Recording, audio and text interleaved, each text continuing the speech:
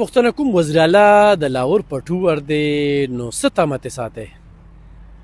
د پی ټی آی حکومت ته موږ ته اوسه پورې 14 کال وشو چې موږ ته څه لیدلي نه دي. ورومبي هغه یو وزیر اعلی و نو هغه هم بس تس غولو، اوس دا بل راغی نو هغه هم ښه بیکاره دی. نو د غریب سړی تباه که، خلک یې خیر ته کېنوله. د ښه د حکومت د ښه د خانداني خلک سوال ته یې کېنوله. د چا ځمکې وې خلک ځمکې خرڅوي، او زموږ په شان غریب سړی دی د هغوی خپل کور هم نه. نو دا حکومت دی بس دویم چې دوی لر شي، ختم شي او تباه شي، بس برباد شي، چې دوی له څوک اوټ نه ورکوي. بیا مو پسې دا خلک شوي دي او دا وایي چې بس موږ به ګټو. نو څنګه ته وایي ترقیاتي کارونه نشته دي، توجه نه ورکوي، دلته کې خلک روزګارونه پرېښودل، خیر ته کېناستل. نو لکه دا ولې؟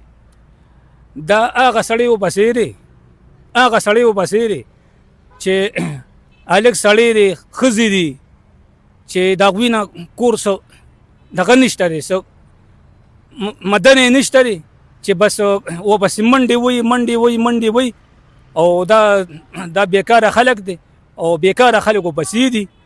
او نو تاسو ښه پته لګېږي چې ښه بیکاره خلک دی او بیکاره خلک ورپسې دي.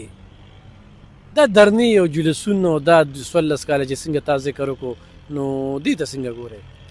نو بس لکه حکومت ډېر راغله، ډېر حکومت راغله.